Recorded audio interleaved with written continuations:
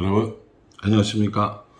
2월 28일 화요일 넘치는 우리 교회 매일 묵상을 시작하도록 하겠습니다. 어제 우리가 본 본문은 오병이어의 본문이었습니다. 여러분, 만약에 여러분들이 오병이어의 그 현장에 있었다고 한다면 여러분들은 어떻겠습니까? 그럴 수도 있지, 이 정도쯤이야, 누구나 다 할 수 있는 거 아니야? 라고 생각하셨겠습니까? 아니면 와, 저 사람만 있으면 우리는 이제 먹고 살 걱정은 없어 라고 생각을 하셨겠습니까? 후자겠죠? 2번입니다. 사람들이 이렇게 예수님을 왕으로 삼으려고 하는 시도들이 생기게 됩니다. 그래서 예수님께서 속히 제자들을 옮기시는 장면이 오늘 본문 말씀입니다. 오늘 본문은 마태복음 14장 22절부터 36절까지의 말씀입니다. 예수님께서 이 제자들을 급히 옮기시는 이유를, 다른 곳으로 보내시는 이유는 크게 두 가지라고 생각을 해볼 수 있습니다. 첫 번째는 왕 삼으려고 하는, 예수님을 왕 삼으려고 하는 사람들에게서 그들을 분리시켜 놓은 거고요. 또 두 번째는 제자들이 이런 분위기에 취하거나 같이 흥분하지 않게 하기 위해서입니다. 사실 우리가 이걸 글로 읽어서 그렇지, 우리가 현장에 읽었으면 아마 제가 제일 먼저 나서서 예수님을 왕으로 삼자고 했을걸요. 예수님이 계시기만 하면 이제 먹고 사는 문제는 아무 염려 없을 겁니다.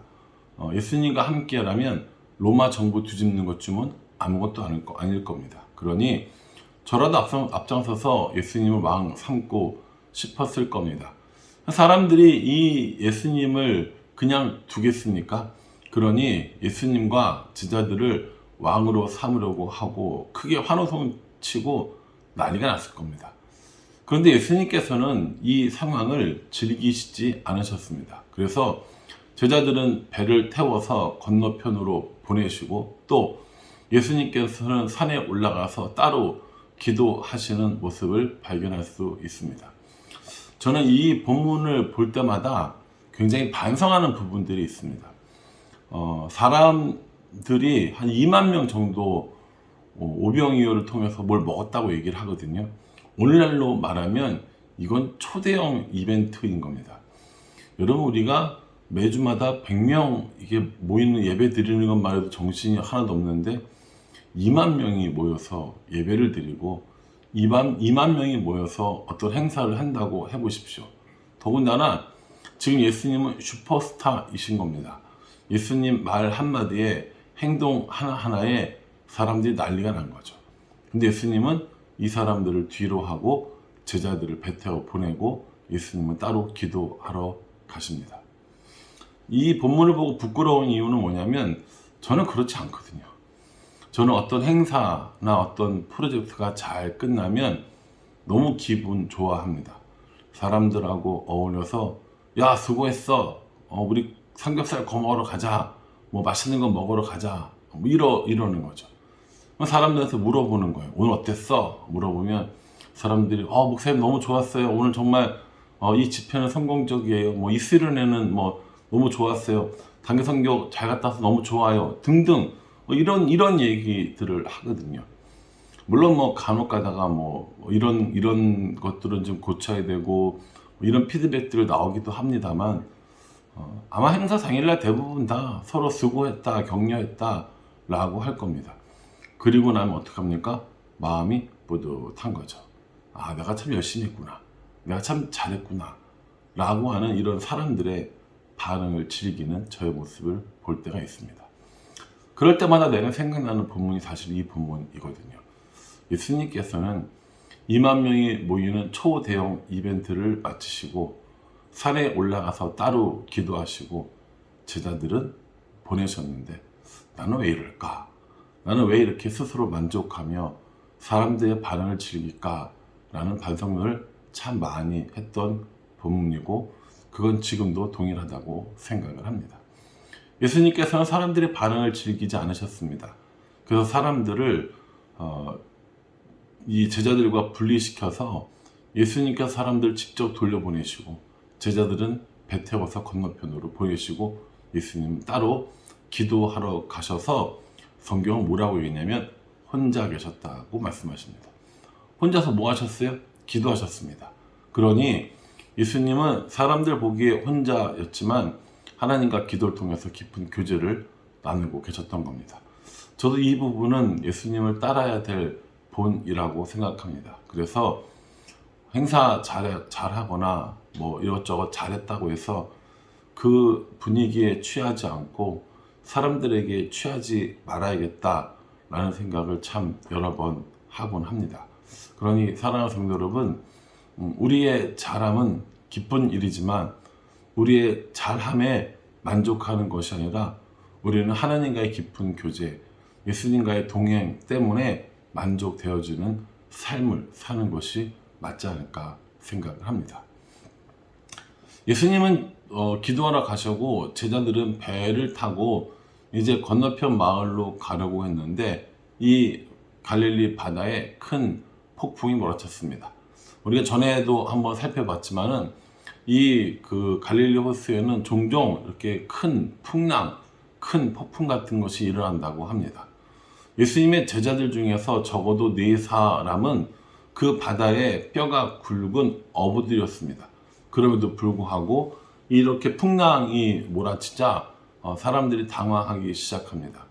해가 질 때쯤 출발을 한 배가 건너편으로 벌써 가고도 남을 시간인데 여기 보면 밤 사경이라고 그랬거든요. 사경은 몇 시냐면 새벽 3시부터 6시 사이가 사경입니다. 그러니 대략 6시쯤 출발했다고 해도 새벽 3시가 되면 9시간 이상 이 바다에 머물면서 사투를 벌이고 있는 겁니다. 아주 먼 거리, 아주 긴 거리, 뭐 도달할 수 없을 만큼의 먼 거리도 아님에도 불구하고 이들은 풍랑과 싸우고 있는 모습을 봅니다. 예수님께서 이걸 아시고 그 바다 위를 걸어오셨습니다. 제가 예수님이면 짠 하고 순간이동 하셨을 것 같은데 예수님께서는 그 길을 바다 위를 또 걸어서 오십니다. 그리고 제자들이 유령이라고 하는 그런 반응을 보일 때 예수님께서 이렇게 말씀하십니다. 안심하라. 나니 두려워 말라. 여러분, 우리도 이렇게 두려운 상황을 부딪힐 때가 있잖아요. 이렇게 무서운 상황들을 만날 때가 있다고요. 그때 우리를 향해서 예수님께서 똑같이 말씀해 주십니다. 안심하라. 나니 두려워 말라. 사랑하는 성도 여러분 어떠십니까? 여러분 요 근래에 어떤 두려운 상황에 있습니까? 우리가 지난 주일에 그 여호수아를 통해서도 살펴보았지만 우리의 두려움은 나름대로 이유가 있습니다. 우리의 두려움에는 나름대로 상처들도 있습니다. 그래서 비슷한 상황이 되면 또 두려워하고 힘들어합니다. 이걸 이길 수 있는 게 뭐라고 그랬죠? 말씀과 동행하는 삶입니다. 오늘 이 본문에서도 예수님께서 그 폭풍 가운데 와 주셔서 그 모든 폭풍을 잠잠하게 해 주시는 것을 볼 수 있습니다. 굉장히 특이한 건 이 베드로입니다. 사실 베드로는 예수님의 수제자이고 베드로는 앞서 나가서 뭔가를 하기를 좋아했습니다. 예수님께서 오시는 것을 보고 사람들은 유령이라고 했고 예수님은 나니 두려워 말라라고 말씀하시니까 베드로가 이렇게 얘기합니다. 예수님, 정말 예수님이세요? 정말 예수님이시면 저로 하여금 이 물을 걷게 해주세요 라고 말하는 것을 볼 수 있습니다. 28절 보면은 베드로가 대답하여 이르되 주여 만일 주님이시거든 나를 명하사 물 위로 오라 하소서 하니 얼마나 참 믿음 있는 행동입니까? 예수님이니까 나를 물 위로 걸어오게 하실 수 있을 거야 라고 하는 생각을 한 거거든요. 그래서 예수님께 예수님 저를 물 위로 오게 해주세요 라고 얘기했고 예수님께서는 딱 한마디 하십니다. 와라 이렇게 해요. 그래서 그 물 위로 걸어간 베드로는 정말 대단한 사람이라고 생각합니다. 그런데 막상 그 물 위에 올라서고 보니 바다는 깊을 것이고 사방은 어두울 것이고 풍랑은 심하게 몰아쳤을 것입니다. 그러니 베드로는 물에 빠지게 되는 거죠. 예수님께서 급히 그 제자의 손을 잡아서 건져 주시고 이 베드로에게 뭐라고 말씀하셨냐면 31절에 믿음이 작은 자여 왜 의심하였느냐 라고 말씀하고 계십니다. 여기서 우리가 주의 깊게 살펴보아야 할 것이 믿음이 작은 자여 라고 이렇게 말씀하신 겁니다. 야, 이 믿음이 없는 녀석아 라고 하지 않으셨어요. 그래서 저는 믿음은 있다 없다의 개념과 많다 적다의 개념이라고 생각합니다. 어떤 사람에게는 믿음이 있다, 어떤 사람에게 믿음이 없다 라고 말씀하신 적도 있고, 믿음이 작다, 믿음이 크다 이렇게 말씀하신 적도 있습니다. 작다와 크다는 기본적으로 가지고 있는 거죠. 하나도 없을 때는 없다라고 이야기를 하거든요. 그러니 예수님께서는 베드로가 믿음을 분명히 가지고 있긴 하지만 그 믿음이 너무 작아서 의심이 생겼다 하는 것입니다. 무엇이 의심입니까? 정말 내가 바다를 걸어갈 수 있을까? 정말 예수님의 말씀이 맞을까? 정말 예수님의 이런 능력이 있을까? 라고 하는 의심이지 않을까 생각을 해봅니다. 우리 믿음 없는 사람들은 아닙니다. 교회를 오래 다녔고 하나님에 대한 경험도 있기 때문에 믿음이 없는 사람들은 아닙니다. 그러나 때로 우리가 두려운 일을 만날 때 믿음이 작아지는 것은 분명한 것 같습니다. 그래서 예수님께서 오늘 베드로에게 하셨던 말씀을 우리가 똑같이 해 주실 수도 있습니다. 믿음이 작은 자여 왜 두려워하느냐. 여러분 요즘 지내시면서 어떤 일에 믿음을 요구받으신 적 있습니까? 큰 믿음을 예수님께서 요구하신 경우들이 있습니까? 예. 우리를 향해서 믿음이 큰 자여 잘하였도다 라고 칭찬을 받을 것인지, 아니면 믿음이 적은 자여 왜 의심하느냐 라고 책망을 받을 것인지 우리가 한번 생각해 봐야 할 일이 아닐까 생각해 봅니다. 여러분 때로 우리는 어떤 일 앞에서 주저합니다. 폭풍 같은 일에 주저하기도 하고 모자라고 부족한 상황에 주저하기도 합니다. 그런데 예수님께서는 우리에게 믿음을 요구하십니다. 믿음을 가지고, 큰 믿음을 가지고 살 것을 요구하고 계시는 겁니다. 그러니 사랑하는 성도 여러분, 혹시 믿음이 필요한 일이 있습니까? 큰 믿음이 있어야 될 일이 있습니까? 그때 우리가 바라봐야 할 것은 폭풍 같은 상황이 아니라 예수님이라는 사실을 기억해야 합니다. 그렇죠. 우리가 사실 이 세상을 살아가는 동안에 믿음을 보여야 할 순간들이 있거든요. 그런데 그 믿음을 보여야 할 순간에 믿음이 작아져서 주저할 때가 있습니다. 발을 뻗어 바다 위로 걸어가야 되고, 손을 내밀어서 우리가 믿음을 붙잡아야 될 순간에 주저하거나 망설임을 통해서 우리의 믿음을 보이지 못할 때가 있다라는 겁니다. 저도 가끔 이럴 때가 있습니다. 믿는 사람처럼 행하고 목사라는 타이틀을 가지고 있지만 때로 정말 믿음을 보여야 할 순간에 이거 이러다가 안 되면 어떡하지? 이거 불가능한 일인데? 라고 생각하면서 주저할 때가 있다라는 거죠. 그러니 여전히 예수님께서는 우리에게 큰 믿음을 요구하고 계시는 겁니다. 사랑하는 성도 여러분, 저 여러분 모두가 예수님이 요구하시는 큰 믿음을 가지고 살아갈 수 있기를 간절한 마음으로 바랍니다. 특별히 여러분 저를 위해서 기도해 주십시오. 제가 종종 하는 말인데 목사가 믿음이 제일 없어 라는 이야기입니다. 제가 믿음의 사람이 되고 또 큰 믿음을 가지고 살아갈 때 그런 영향력들이 성도들에게 미칠 수 있다고 저는 생각합니다. 그래서 날마다 하나님께 구하는 것 중에 하나가 상황을 보지 않고 하나님을 바라보는, 상황에 흔들리지 않고 믿음으로 살아가는 사람이 되기를 기도하고 있습니다. 그러니 저와 여러분 모두가 예수님이 원하시는 이 믿음을 가지고, 큰 믿음을 가지고 살아갈 수 있기를 주님의 이름으로 축복합니다. 이렇게 배가 풍랑을 만났고 예수님으로 인해서 바다는 잔잔해졌고 예수님은 게네사렛이라고 하는 지방에 이르게 됩니다. 성경에 이 갈릴리 바다를 부르는 이름이 여러 가지가 있거든요. 호수라고 하고 또 바다라고 하는데, 호수는 민물이기 때문에 호수라고 하는 거고요.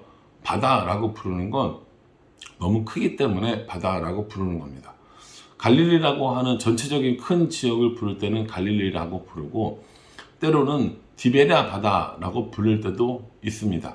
이 디베랴 바다는 디베랴 지방에 사는 사람들이 부르는 이름인 거고요. 또 게네사렛 호수라고 부를 때도 있는데, 이것 또한 게네사렛 사람들이 부르는 호수의 이름이 되는 겁니다. 오늘 이 게네사렛에 도착해서 예수님께서 어떤 일을 하시냐면 또 많은 사람들을 고치시는 겁니다. 얼마나 사람들이 많았는지 예수님께서 다 감당 못하시니 손이라도 대어 보려고 하는 모습을 봅니다. 옷에라도 손을 대면 낫겠지, 나을 수 있어 라고 하는 믿음을 보이는 겁니다. 그러니 오늘 마태는 제자들이 있었던 이 풍랑 사건을 통해서 믿음이 적은 자여라고 이 책망받은 일과, 또 게네사렛 동네 사람들이 예수님의 옷에 손만 대어도 나을 것이라고 하고 또 그렇게 믿고 그 믿음으로 병고침 받은 사건을 묘하게 이렇게 나란히 보여주고 있습니다. 그러면서 우리에게 이렇게 물어보는 것 같습니다. 너는 어떤 믿음으로 살고 있어? 라고 말입니다. 마태는 저에게도 똑같이 물어봅니다. 어떤 믿음으로 살고 있어?